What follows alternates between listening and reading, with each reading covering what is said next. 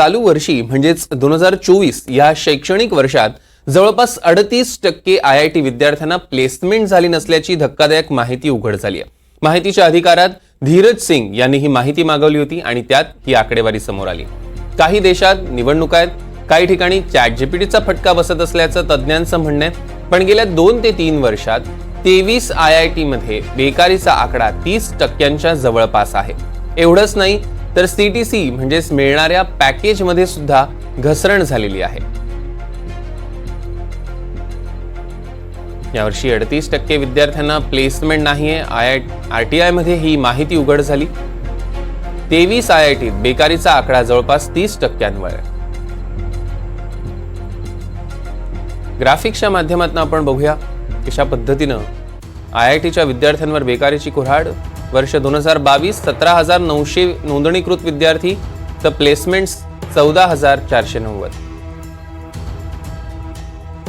वर्ष 2023 20,000 नोंदणीकृत विद्यार्थी आणि प्लेसमेंट 15,830 आणि वर्ष 2024 21,500 नोंदणीकृत विद्यार्थी तर 13,410 प्लेसमेंट्स। 23 IIT मध्ये जवळपास 7,000 विद्यार्थ्यांना अजूनही प्लेसमेंटची प्रतीक्षा आहे। या संदर्भातले अधिकचे अपडेट्स घेऊया। महेश बागल आपले प्रतिनिधी आपल्यासोबत जोडले गेलेत त्यांच्याकडून। महेश, आपण बघतोय खरं तर IIT वाल्यांवर सुद्धा आता बेकारीची कुऱ्हाड पसरलेली असं कळतंय, घातलेली काय अपडेट्स आहेत या संदर्भात? नक्कीच IIT जी आहे ती जगप्रसिद्ध आहे। इथले जे विद्यार्थी आहेत ते मोठमोठ्या पदांवर वेगवेगळ्या देशांमध्ये मोठमोठ्या कंपन्यांमध्ये सध्या काम करत आहेत, मोठमोठ्या पदांवर काम करत आहेत। असं जरी असलं तरी गेल्या 3 वर्षातलं चित्र जरा वेगळंच आता दिसायला लागलेलं आहे। प्रत्येक हुशार विद्यार्थी जो असतो त्याने ठरवलेलं असतं की 12वी नंतर त्याला जर चांगले मार्क्स मिळाले तो IIT मध्ये जाईल, ग्रॅज्युएट होईल, पोस्ट ग्रॅज्युएट होईल आणि त्यानंतर एक चांगला त्याला जॉब मिळेल जिथे तो स्वतःला सिद्ध करू शकेल। मात्र गेल्या 3 वर्षामध्ये भारतातल्या जेवढ्या IITs आहेत त्या IITs मध्ये बेकारीची कुऱ्हाड कोसळली असं म्हणायला काही हरकत नाही आहे। कारण जर 2022 बद्दल बोलायचं झालं तर 17,900 विद्यार्थी होते, त्यापैकी फक्त 14,490 विद्यार्थ्यांना नोकरी मिळालेली आहे। 2023 मध्ये 20,000 विद्यार्थी नोंदणीकृत झालेले होते, केवळ 15,830 विद्यार्थ्यांना इथे नोकरी मिळालेली आहे। आणि आता 2024 बद्दल बोलायचं झालं तर एकूण 21,500 विद्यार्थी हे नोंदणीकृत आहेत आणि त्यात केवळ 15,830 विद्यार्थ्यांना नोकरी मिळालेली आहे। याचं एक कारण असं आहे कारण जगभरामध्ये ChatGPTचा वापर वाढलेला आहे, त्यामुळे 3 माणसं जी एका ठिकाणी काम करत होती तीच संख्या आता कमी झालेली आहे, ती 2 किंवा 1 वर आलेली असल्याचं तज्ञांचं म्हणणं आहे।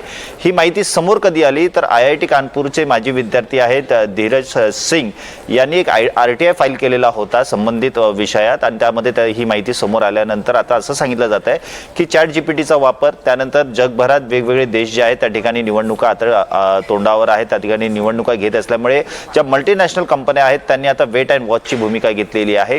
ओव्हर हायरिंग झालेली आहे, म्हणजे गरजेपेक्षा जास्त मनुष्यबळ त्या ठिकाणी वापरलं गेलं आहे, त्यांना हायर करण्यात आलेलं आहे। त्यामुळेच का आज IIT मध्ये सुद्धा प्लेसमेंट जे आहे त्या योग्य प्रमाणात आणि जेवढे विद्यार्थी पास होतात त्या विद्यार्थ्यांना नोकऱ्या मिळतीलच असं काही चित्र आता दिसताना आपल्याला पाहायला मिळत नाहीये। सौरभ, निश्चितच महेश, याला जोडूनच अजून एक प्रश्न, खरं तर आतापर्यंत आपण IIT कडे पाहिलं तर तिथे जास्तीत जास्त विद्यार्थी जाण्याचं कारण एक होतं ते म्हणजे एकतर IIT हा एक प्रतिष्ठेचा भाग मानला जातो, सोबतच चांगले पॅकेजेस सुद्धा मिळत होते। मात्र आता नोकऱ्या एकीकडे कमी झालेल्या असताना त्यांच्यावर बेरोजगारीची कुऱ्हाड असताना दुसरीकडे मिळणाऱ्या पॅकेजेसवर सुद्धा आता त्याच्यात घट झालेली आहे असं कळत आहे, त्याबद्दल काय सांगाल? नक्कीच, जसं की थोडं मी आता जसं सांगितलं होतं की वेगवेगळ्या देशांमध्ये निवडणुका पार पडणार आहेत, निवडणुकांनंतर त्या देशामध्ये कशा प्रकारे बिझनेस असणार आहे, कशा प्रकारचं चित्र असणार आहे हे स्पष्ट होणार आहे। त्यामुळे ज्या कंपन्याज आहेत त्या या IITच्या क्षेत्राशी संबंधित आहेत त्यांनी सध्या वेट अँड वॉचची भूमिका घेतलेली आहे। त्यामुळे साहजिकच आहे नवीन ज्या प्लेसमेंट्स आहेत त्या समोर येत नाही आहेत, नवीन नोकर भरती केली जात नाहीये आणि जर काही केली जात असेल तर अशातच ओव्हर हायरिंग होत असल्यामुळे साहजिकच आहे पॅकेजेस जे काही IIT पासआउट विद्यार्थ्यांना मिळत आहेत ते आता कमी मिळायला लागलेले आहेत। आणि एकंदरीत हा जो गेल्या 3 वर्षाचा आपण कल पाहिला तर याच्यामध्ये सातत्य दिसतंय की पॅकेजेस कमी मिळतात आहेत, नोकऱ्या सुद्धा कमी आता मिळायला लागलेल्या आहेत। निश्चितच महेश, या संदर्भातले अधिकचे अपडेट्स आम्ही तुमच्याकडून घेणार आहोत. तुर्तास धन्यवाद.